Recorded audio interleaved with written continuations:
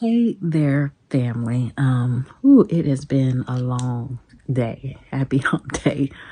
I'm gonna do my best to keep this short. For a minute now, I have purposefully and intentionally really limited being on social media.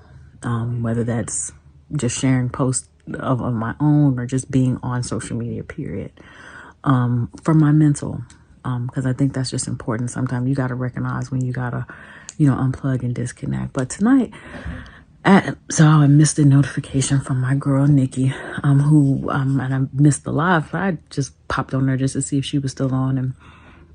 And, of course, once you get on, what do? You start scrolling up the page. And even though I had, been hearing about the video going around of the young girls who were preschool, maybe kindergarten at best,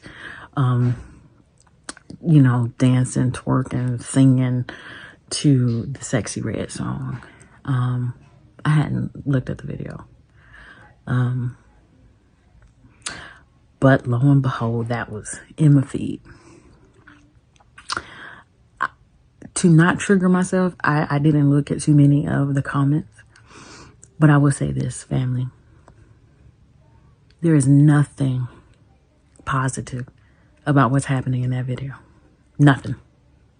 Nothing. There's no way to spin that or present that as anything positive, inspiring, encouraging, uplifting, appropriate for our community or any other community for that matter. But sadly, we see it more in our community, right? When I was a little girl, not even a little girl, hell, I was a teenager when Salt and Pepper's Push It came out. My grandmother didn't want me singing that song, and I'm 13 years old, right? These babies aren't even half that age and are hype as if they fully understand what this song is about. And we know that they don't. What's sad is that we continue to not be fully aware of our kids' development, especially at that age.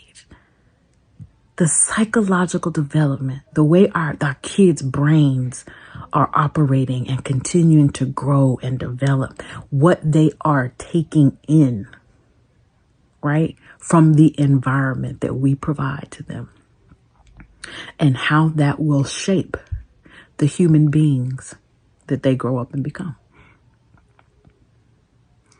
And that scares me for us, because those are things that we put out there that we are doing to ourselves. White people ain't doing it. Ain't the white folks' fault. It ain't our education system. It ain't our financial system. It's not, all these other systems. It ain't policies or politics, right? That is on us. That's on us as parents, as guardians, as whoever it is who are raising children. That is on us. That's not on our rappers and our singers and our entertainers and our performers. It is not on them to censor themselves as adults and their choices and their artistic expression. It is on us as parents to say and decide what we're going to expose our children to and what we're not going to expose them to. And that's the flip side of it. I don't know who these young girls are. I don't know who their parents are or anything about that. But when I see video, because again, it's not the first time, but when I see things like that, I immediately think, how are they doing academically? If this much time, or if they are spending this much time being exposed to that kind of music, right? With no one even caring what the music is saying. How much time are they being exposed to academic things?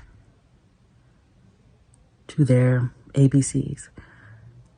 How much are they being exposed to, you know, how to begin to develop their character and their temperament and the lessons that children, even at that age, should learn between right and wrong?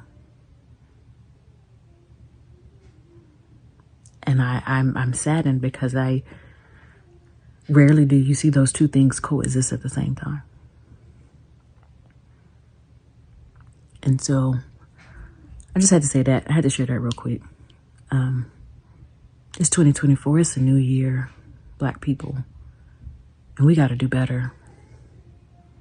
We got to do better. There's a lot of stuff that goes on that is out of our control. But the things that are in our control, we got to tighten that shit up. Quick.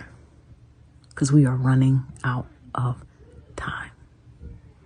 And losing future generations in the process. Love y'all.